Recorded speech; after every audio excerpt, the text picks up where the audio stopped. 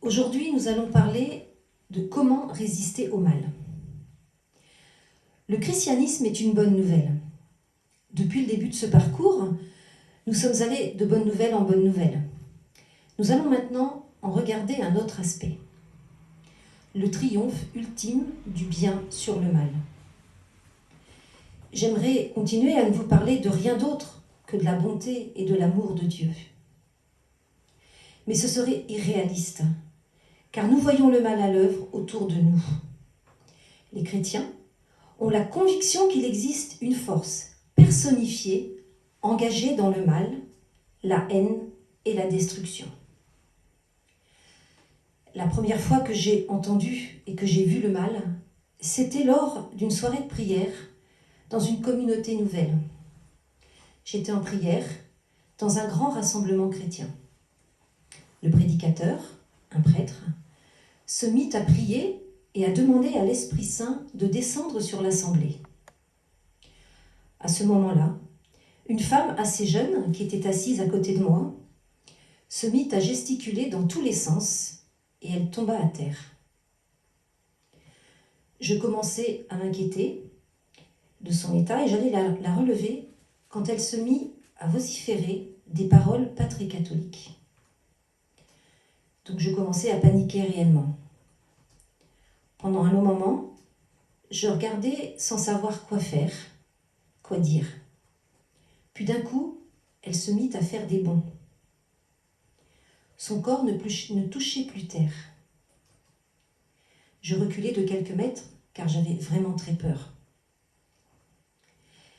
Elle hurlait des injures à Dieu et elle se mit à vomir. J'avais vraiment peur. Je reculai et à cet instant, un prêtre et quelques personnes vinrent derrière elle. Elle ne pouvait pas les voir, ils étaient derrière elle. Le prêtre, avec un chapelet à la main et de l'eau bénite, l'aspergea d'eau et lui dit : « Au nom de Jésus, laisse cette femme, sors de ce corps. » Au même moment, elle retrouva son calme et reprit ses esprits. J'étais stupéfaite. Moi, qui ne croyais pas au diable, qui ne croyais pas à Satan, ce jour-là, je l'ai vu. La révélation lui fait une place incontournable et marginale. La Bible le désigne par une centaine de noms. Satan, l'adversaire, le malin, le tentateur, le prince de ce monde, père du mensonge, et j'en passe. L'Ancien Testament le présente parmi les anges, mais parmi ceux qui, par orgueil, n'ont pas supporté que Dieu fasse de l'homme un être matière, son chef-d'œuvre. Il s'est donc rebellé, entraînant d'autres anges avec lui. Le Nouveau Testament en parle beaucoup plus, car lorsque Jésus paraît, le démon se découvre avec force. Alors, pourquoi croire au démon ? Je voudrais envisager 3 raisons. Le bon sens, l'expérience chrétienne et la Bible. Le bon sens. Baudelaire a écrit « La plus grande malice du démon, c'est de nous persuader qu'il n'existe pas. Chaque jour amène son lot d'atrocités. Comment expliquer les guerres, les génocides, les tortures, les attentats, les prises d'otages, les abus sexuels sur les enfants, les viols, les massacres, les camps de concentration, l'esclavage, les activités occultes et les rites sataniques. » La première raison de croire au diable, c'est le bon sens. C'est une clé de lecture, sans laquelle beaucoup de choses nous échappent. Deuxième raison, l'expérience chrétienne. L'Église, depuis ses origines, est convaincue de l'existence du diable. Ainsi, le catéchisme de l'Église catholique évoque une voix séductrice, opposée à Dieu, qui, par envie, fait tomber les hommes dans la mort. le pape François a souvent parlé du diable dans ses différentes interventions. Il a même écrit un livre qui s'intitule « Le diable existe vraiment et nous devons le combattre ». C'est aussi mon expérience. Avant de découvrir le Christ, j'étais comme un poisson nageant dans le sens du courant. Un jour, j'ai fait demi-tour. C'est le sens littéral du mot « conversion » pour remonter à contre-courant. Je me suis donc retrouvée dans toutes sortes de luttes et de tentations. J'entends souvent « ça a été un vrai combat pour aller à telle ou telle retraite ». Nous nous dirigeons dans une direction et le monde dans une autre. La Bible. Le Christ ne s'est pas contenté de parler du démon. L'expulsion de démons a fait sa réputation autant que ses guérisons. Jésus lui-même a été tenté par le démon au début de sa vie publique et jusqu'à la croix. Il nous a enseigné de prier quotidiennement dans le Notre Père. Délivre-nous du mal. Paul recommande de ne pas le sous-estimer. Il nous dit « Revêtez l'armure de Dieu pour pouvoir résister aux manœuvres du diable. Car ce n'est pas contre des adversaires de sang et de chair que nous allons lutter, mais contre les esprits du mal. » Il y a deux erreurs opposées mais de même importance. Une première, c'est de refuser de croire aux démons. Dans ce cas, on se retrouve les yeux bandés au milieu du combat, sans conscience de la présence de l'ennemi. Ne pas en parler ne signifie pas que cette réalité n'existe pas. C'est la tragédie du Titanic. On avait envoyé des messages pour signaler la présence d'icebergs sur sa route, mais il y avait une fête sur le pont et nul n'avait capté ou pris au sérieux les messages. En pleine nuit, un choc épouvantable déchira la coque et tous furent précipités vers la mort. C'est une image de ce qui peut arriver au plan spirituel, à celui qui vit sans se soucier du danger. La deuxième erreur, elle était posée, c'est de tomber dans un intérêt exagéré et malsain. Le chrétien ne doit jamais oublier que Jésus a définitivement vaincu le démon. On constate cependant la recrudescence de l'intérêt pour le spiritisme, les jeux occultes, la consultation des morts, l'astrologie, l'horoscope, la sorcellerie, et j'en passe. La Bible indique que Dieu a cela en horreur et l'interdit expressément. Si vous lisez votre horoscope, du jour, il est mentionné que vous allez être fatigué aujourd'hui, vous serez forcément influencé par cette parole et vous serez fatigué. C'est prouvé.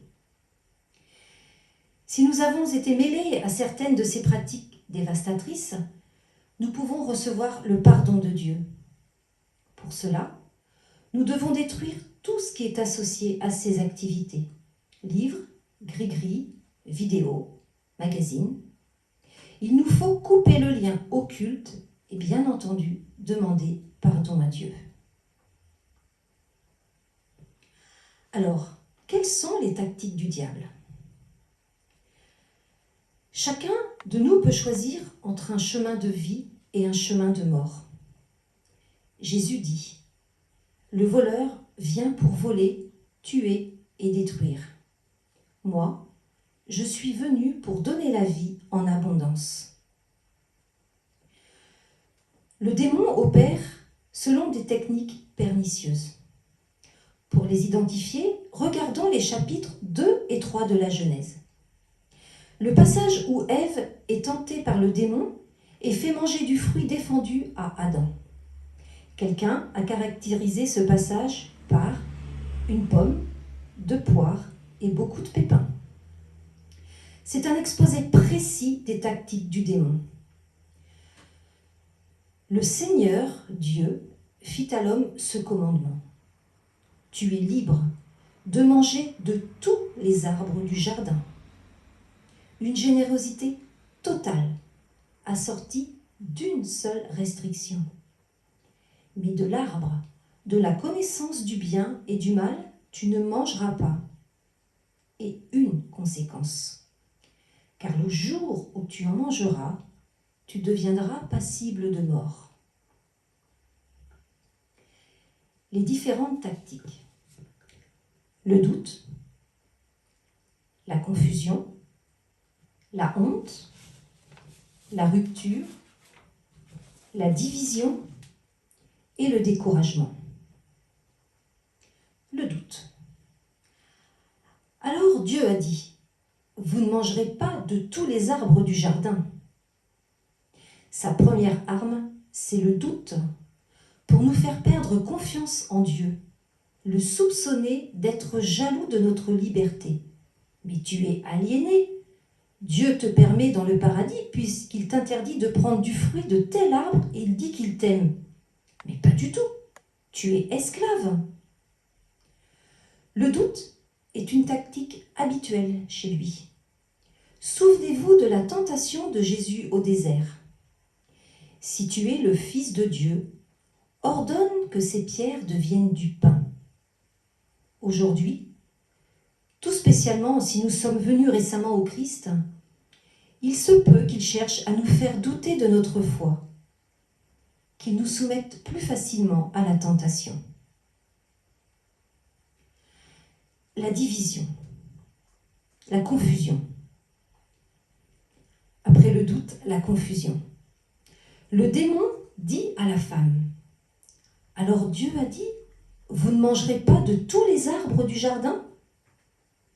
Ce n'est pas du tout ce que Dieu a dit. Dieu a donné une liberté quasi totale.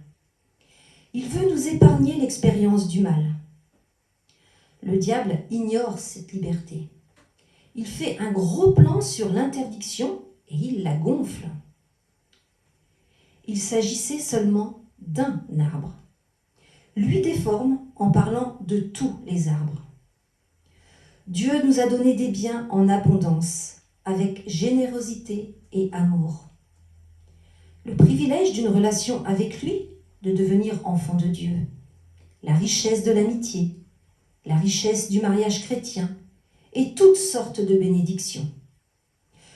Le démon n'en dit pas un mot, il se contente sur une courte liste.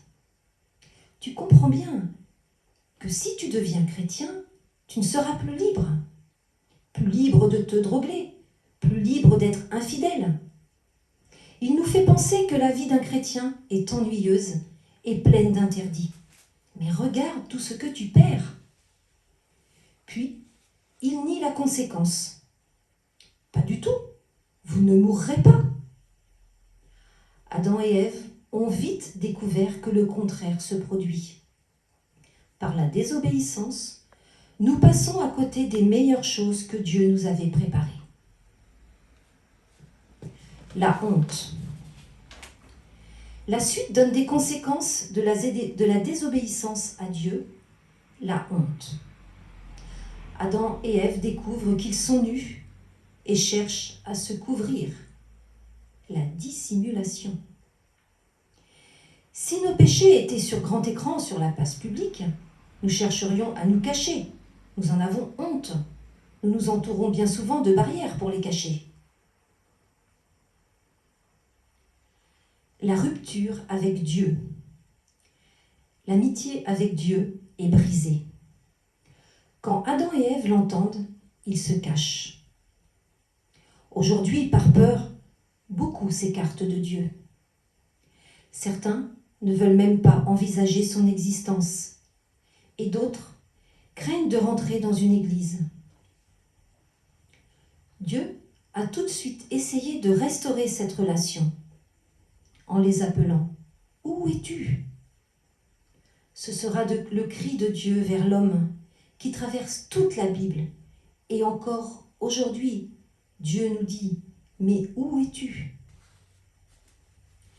La division.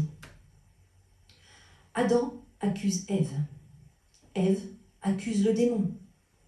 Mais ils sont responsables de leur propre péché. tout comme nous sommes responsables de nos péchés. Nous ne pouvons pas accuser Dieu, ni les autres, ni même le démon. Quand les gens se détournent de Dieu, ils se querellent et abîment leurs relations. Mariage rompu, foyer déchiré, relations professionnelles gâchées. Satan a trompé Adam et Ève. Il les a conduits loin de Dieu, sur un chemin de destruction. C'est à cela qu'il travaillait depuis le début.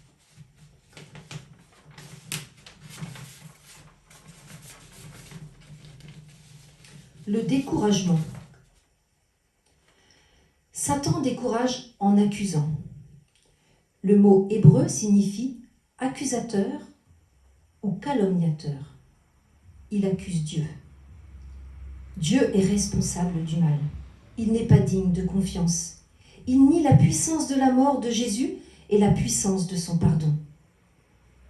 Il ne nous fait pas sentir coupables d'un péché particulier, mais donne un sentiment vague de culpabilité. À l'inverse de l'Esprit Saint, qui attire notre attention sur un péché, nous permet de l'identifier clairement et de nous aider à s'en détourner. Ne pas confondre tentation et péché. Parfois, le démon nous met à l'esprit une pensée que nous savons être mauvaise. Nous avons le choix de l'entretenir ou de la rejeter. Si nous l'entretenons, nous entrons dans le péché. Si nous la rejetons, nous faisons comme Jésus. Avant que nous ayons le temps de nous décider, Satan nous accuse. « Qu'étais-tu en train de penser là ? C'est terrible de penser des choses pareilles. » Il veut nous conduire à penser « Je suis incapable d'être chrétien » ou « J'ai déjà craqué, alors un peu plus ». Son but est que la tentation devienne péché pour nous mettre sur une pente descendante. Je prends l'exemple d'un homme qui regarde une jolie femme ou une femme qui regarde un bel homme. Au départ, il la regarde simplement parce qu'elle est belle. Et il a deux façons de penser. La première est de la regarder, ce qui n'est pas interdit. Si cela s'arrête là, et s'il ne la désire pas, nous pouvons rendre gloire à Dieu pour la beauté de cet individu. Dans ce cas, on se retourne vers Dieu. La deuxième est de la regarder, de la désirer, et finalement d'entretenir une relation avec elle. Puis de briser son couple, sa famille, un point de non-retour. Satan travaille à ce que l'échec devienne la constante de notre vie. Plus nous tombons dans le péché, plus il gouverne notre vie. Nous en devenons esclaves et nous sommes sur un chemin de destruction. Alors, où nous situons-nous ? La nouvelle essentielle, c'est la victoire du bien sur le mal. Dieu nous a arrachés à l'empire des ténèbres et nous a transférés dans le royaume de son Fils bien-aimé. Nous avons été arrachés à la puissance des ténèbres où règne le péché, l'esclavage, une vie sans but, la mort et la destruction. La puissance des ténèbres, c'est la vie sans le Christ. Nous avons été transférés dans le royaume des dieux où Jésus est roi, où sont offerts le pardon, la plénitude de vie, une destinée et toutes les bénédictions que Dieu nous réserve. Une fois transférés, nous pouvons nous soustraire au contrôle de l'ennemi et nous placer sous l'autorité de Jésus. Paul écrit « Il a dépouillé les dominations et les autorités et il les a livrées publiquement en spectacle, en triomphant d'elles par la croix. » Satan est un ennemi vaincu. Nous vivons entre la croix et la seconde venue de Jésus. Satan a été désarmé et vaincu sur la croix. Mais il tente toujours de faire des dégâts. Alors, comment nous défendre ? Le tentateur est proche de nous. Le serpent se cache là où on ne le voit pas. Et quand on le voit, il est trop tard pour l'éviter. Il nous faut savoir qu'il existe et quelles sont ses tactiques. Comme cela, on le voit venir. Le chrétien détecte la présence du démon. Il le sent. Alors, comment nous en défendre ? Retournons dans la lettre aux Éphésiens, chapitre 6. Ce texte contient des secrets précieux pour la vie chrétienne. C'est pour cela qu'il nous faut endosser l'armure de Dieu, afin qu'au jour mauvais, vous puissiez résister au diable et après avoir tout mis en œuvre, restez ferme, tenez-vous donc debout. La première armure, c'est la vérité pour ceinture. Imprégnez-vous de la vérité. Lisez la parole de Dieu, formez-vous. Satan est menteur, il est le père du mensonge. Mieux comprendre la vérité est le meilleur moyen de discerner entre l'œuvre de Dieu et celle de l'ennemi. Prenez la justice pour cuirasse. La justice, c'est une relation vraie avec Dieu et avec notre entourage. Jésus a rendu cela possible. Mais il nous arrive de pécher, de chuter. Nous devons en demander pardon à Dieu sans tarder pour restaurer la relation, puis nous relever. Pour chaussure, le zèle à propager l'évangile de la paix. Cela veut dire être toujours prêt à témoigner de notre foi en Jésus. Il suffit de faire savoir aux autres qu'on est chrétien. Je sais, cela peut sembler difficile, mais il est très important de témoigner de sa foi. Pour moi, il était très difficile au début de ma conversion de dire que j'allais à la messe, que je priais, que j'avais la foi. Je n'osais pas le dire. Il m'a fallu beaucoup de temps pour parler de Jésus aux autres. Mais quand j'ai compris que cela faisait partie de ma liberté, que je devais le dire, je me suis sentie beaucoup plus libre et tellement plus en paix. Le bouclier de la foi, grâce auquel vous pourrez éteindre toutes les flèches enflammées du malin. La foi, c'est le contraire du cynisme, du scepticisme, les attitudes que le monde approuve. Ce sont des attitudes destructrices de nos relations les uns avec les autres et avec Dieu. Recevez le casque du salut. Le salut est un mot riche qui en gros signifie liberté. Recevoir le casque du salut, c'est que vous êtes libéré des péchés du passé, libéré du pouvoir du péché dans le présent, et qu'un jour, vous serez pour toujours libéré de la présence du péché. Prenez le glaive de l'esprit, c'est-à-dire la parole de Dieu. Jésus, au désert, à chaque tentation du démon, a répondu par un verset de l'Écriture. Il connaissait la parole de Dieu. Il l'a déclarée avec puissance. Lisez, prenez des notes, assimilez la parole de Dieu. Ce glaive vous permettra de tenir. Alors, comment prendre l'offensive ? Nous sommes dans des opérations de nettoyage. Satan est vaincu. Nous pouvons prendre l'offensive. Nous disposons de 2 armes principales. La prière. Paul nous dit « Les armes de notre combat ne sont pas charnelles, mais elles ont au service de Dieu la puissance de renverser des forteresses. » Par la prière, Jésus nous apprend à nous décentrer de nous-mêmes et à reporter à Dieu la sainteté, la gloire, la puissance que nous avons tendance à rechercher pour nous. Il nous apprend la confiance qui se contente du nécessaire pour ce jour et le pardon pour dissoudre les manques d'amour de notre cœur. L'action. Jésus est venu proclamer le royaume. Il est venu écraser le mal, chasser le démon, libérer les prisonniers. Nous sommes chargés par Jésus de faire de même. Le don de soi, au service des autres, sous toutes ses formes, favorise l'attitude d'offrande de sa vie en sacrifice vivant. Prière et action de grâce, c'est le mode de vie de l'abbé Pierre. Ordonné prêtre à 26 ans, après la guerre, passé dans la résistance, il est élu député. Il entreprend la construction, souvent illégale, de logements pour familles sans abri. Une femme et un bébé meurent de froid. L'abbé Pierre lance un appel à la radio qui déclenche une insurrection de la bonté dans toute la France. Le Parlement adopte alors à l'unanimité un programme de 12 000 logements d'urgence pour les défavorisés.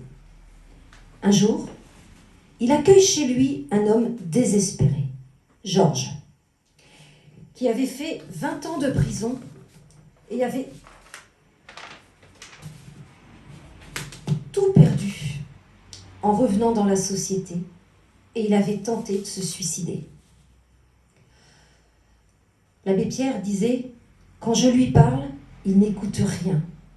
Il n'a qu'une pensée, recommencer son suicide. » C'est alors que va naître le mouvement d'Emmaüs. J'ai fait le contraire de la bienfaisance, sans calcul, mais parce que c'était la vérité. Je lui ai dit « Tu es horriblement malheureux, et moi je n'ai rien à te donner. Je n'ai que des dettes. Mais toi, puisque tu veux mourir, tu n'as rien qui t'embarrasse. Ne veux-tu pas me donner ton aide pour sauver ces autres qui attendent ?» Alors, le visage de Georges, qui deviendra le premier compagnon d'Emmaüs, se transforme. 15 ans plus tard, avant de mourir, Georges lui dit « Père, vous m'auriez donné n'importe quoi, du travail, du pain, une maison, de l'argent.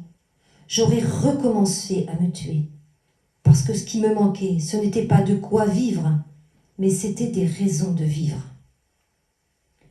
D'où viennent ces énergies, ces intuitions, cette bonté qui ont fait de lui la personnalité préférée des Français? Il parlait ainsi de la prière. La prière, c'est comme les panneaux solaires qui, exposés à la lumière, prodiguent de l'énergie. C'est la lumière qui est la source de l'énergie et qui va alimenter pendant longtemps. Il ne s'agit pas de rabâcher, de forcer Dieu à céder. La prière est faite pour nous convertir, pour nous transformer en énergie, pour que nous devenions des êtres contagieux. Les besoins d'aujourd'hui sont immenses. Prière et action, c'est le programme pour vaincre le mal et faire triompher le royaume. J'aimerais conclure en rappelant la magnificence de Dieu, son amour immense et sa toute-puissance. Satan est tout petit face à lui. Il est vraiment vaincu et il sera détruit. Il ne peut jamais atteindre notre liberté de notre cœur profond, sauf si nous avons fait un pacte avec lui. Et il peut agir qu'à partir de l'extérieur et des sens. Au contraire, l'Esprit Saint agit à partir de notre cœur profond, sans jamais nous aliéner ni nous contraindre. L'Esprit de Jésus nous pacifie, nous purifie, nous éclaire et nous construit. Je vous propose de nous tourner vers le Père et de prier ensemble. Père, nous te remercions de la victoire du Seigneur Jésus-Christ sur la croix. Nous te disons merci, car Satan est un ennemi vaincu. Un jour, ses actions cesseront. Merci du privilège de participer à ce combat. Nous te prions d'aider chacun de nous ici à revêtir ton armure pour résister au diable et aller à l'attaque, pour voir advenir ton royaume et ton nom glorifié dans notre génération. Au nom de Jésus,